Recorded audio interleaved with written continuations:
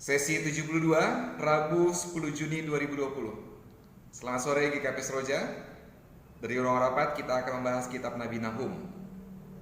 Nama Nahum berarti penghiburan atau dihibur oleh Tuhan. Sosok Nabi Nahum ini termasuk sosok Nabi yang sedikit sekali informasi tentang latar belakangnya. Bahkan nama tempat Elkosh, yaitu tempat asal Nahum pun tidak jelas berada di mana. Namun demikian kita masih bisa melihat informasi lain tentang kitab ini berdasarkan isi kitab ini sendiri, yang amat dominan berbicara tentang kuasa Allah yang akan menghancurkan kerajaan Asyur. Atas dasar itulah nampaknya kitab ini berasal dari zaman kekuasaan kerajaan Asyur dan diperkirakan setelah tahun 663 sebelum Masehi, yaitu ketika Asyur mengalahkan kota Thebe di Mesir. Nah, informasi itu bisa kita lihat pada pasal 3 ayat 8-10. Tetapi dapat dipastikan pula bahwa kitab ini ada sebelum tahun 612 sebelum Masehi, yaitu ketika Niniwe dihancurkan. Singkatnya, kitab ini berasal dari kurun waktu 663 sebelum Masehi sampai 612 sebelum Masehi. Bahkan ada lagi yang menduga bahwa kitab ini berasal dari zaman pemerintahan Raja Yosia 640 sebelum Masehi sampai 609 sebelum Masehi. Yang berarti bahwa Nahum hidup sezaman dengan Nabi Yeremia yang masih muda dan juga Nabi Zefanya. Kitab Nahum terdiri dari 3 pasal yang terbagi dalam 2 bagian. Yang pertama, pasal 1 adalah tentang harapan bagi Yehuda yang dalam situasi terancam oleh kekuasaan kerajaan Asyur. Yang kedua, pasal 2 sampai pasal 3 adalah nubuatan tentang hukuman yang akan menimpa Niniwe, yaitu kota atau ibu kota kerajaan Asyur.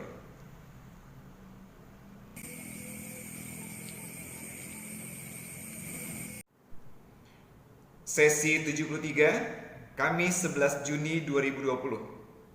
Selamat pagi GKP Seroja. Dari ruang rapat kita akan bahas kitab Nabi Habakuk.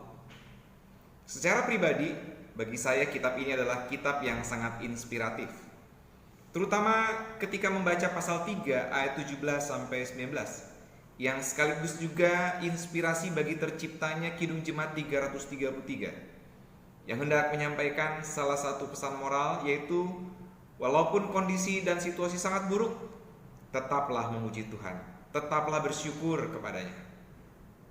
Kitab ini merupakan kitab pendek yang berisi percakapan antara Habakuk dengan Allah yang ditampilkan dalam bentuk doa dan nyanyian. Kata-kata Habakuk sangat jujur. Bahkan ia tidak suka menunjukkan perasaan tidak nyamannya kepada Allah karena Allah memakai Babel untuk menghukum Yehuda. Kitab ini boleh dikatakan sebagai contoh yang baik tentang doa orang beriman yang berisi keluhan dan pengaduan sekaligus merupakan keyakinan iman dan pujian. Kedua sisinya terungkap secara jujur, tidak munafik. Arti nama Habakuk adalah rangkulan, dapat dimaknai sebagai Allah merangkul. Kitab ini sangat mungkin berasal dari zaman tahun 612 sebelum Masehi sampai 587 sebelum Masehi. Kitab ini terdiri dari 3 pasal yang terbagi menjadi 2 bagian.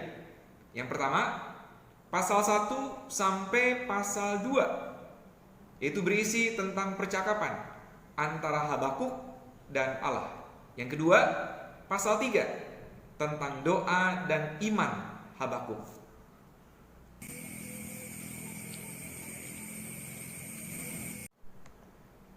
Sesi 74, Kamis 11 Juni 2020. Selamat sore GKP Seroja. Dari ruang rapat, mari kita bahas kitab Nabi Zefanya. Banyak yang mengira bahwa nama ini adalah nama untuk perempuan. Nyatanya, nama ini adalah nama untuk laki-laki. Nama Zefanya berarti Tuhan bersembunyi. Dapat pula dimaknai sebagai pengintai bagi Allah atau Tuhan melindungi. Zefanya adalah satu-satunya nabi yang menampilkan silsilahnya dengan sangat jelas sampai 4 generasi. Ia berasal dari keluarga terpandang dari garis keturunan Raja Hizkia. Ia hidup di zaman Raja Yosia dan mungkin sampai zaman Raja Yoahas, kerajaan Yehuda. dan menyaksikan bagaimana orang-orang Yehuda mempraktekkan cara hidup yang jahat, walaupun Yosia, yaitu raja mereka sendiri, telah mengarahkan mereka supaya umat kembali berbalik dan menjalankan Taurat Tuhan.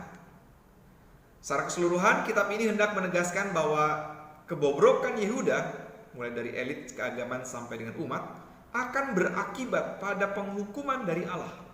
Dilanjutkan nanti dengan rencana dan rancangan Allah membentuk umat baru. Dapat dipastikan bahwa kitab ini berasal dari zaman sebelum kehancuran Yerusalem di tahun 586 sebelum Masehi, dan secara spesifik sangat mungkin berasal dari zaman sekitar tahun 609 sebelum Masehi. Kitab ini terdiri dari 3 pasal yang terbagi ke dalam 3 bagian. Yang pertama, pasal 1 ayat 1 sampai pasal 2 ayat 3 tentang penghukuman atas Yehuda. Yang kedua, pasal 2 ayat 4 sampai pasal 3 ayat 13 tentang hari penghukuman bagi semua orang. Dan yang ketiga, pasal 3 ayat 14 sampai ayat yang ke-20 tentang janji hadirnya hari sukacita bagi umat.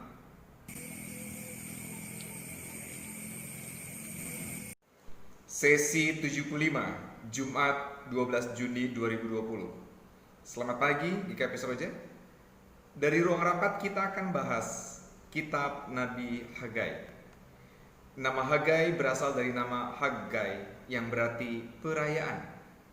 Ia berkarya sebagai nabi sekitar tahun 520 sebelum Masehi, yaitu ketika orang-orang Yahudi telah dipulangkan dari tanah pembuangan mereka di Babel. Proses pembuangan ini secara bertahap dimulai sejak tahun 538 sebelum Masehi atas izin Raja Kores, dilanjutkan pada zaman Raja Darius. Dalam proses ini ada sekitar 40.000 orang Yahudi yang dipulangkan beserta dengan Gubernur Zerubabel, gubernur yang berasal dari garis keturunan Daud, yang dijadikan sebagai pemimpin bagi koloni Yahudi ini, dan Imam Besar Yosua. Ingat, bukan Yosua pengganti Musa ini. Selanjutnya di tahun 522 sebelum Masehi, Raja Darius sendiri mendorong orang Yahudi untuk membangun kembali bait suci. 7 tahun kemudian, yaitu 515 sebelum Masehi, bait suci yang baru akhirnya selesai dibangun. Tetapi mengapa pembangunan itu berlangsung begitu lama? Ada beberapa dalih yang diutarakan oleh orang-orang Yahudi ini yang sebenarnya hanya untuk menutupi rasa enggan mereka membangun bait suci ini, karena mereka memang telah kehilangan rasa memiliki tanah nenek moyangnya. Perlu diingat bahwa mereka yang umumnya dipulangkan adalah generasi kedua dan generasi ketiga dari orang-orang Yahudi yang dibuang tahun 586 sebelum Masehi. Nanti sore akan kita lanjutkan pembahasan kitab Nabi Hagai.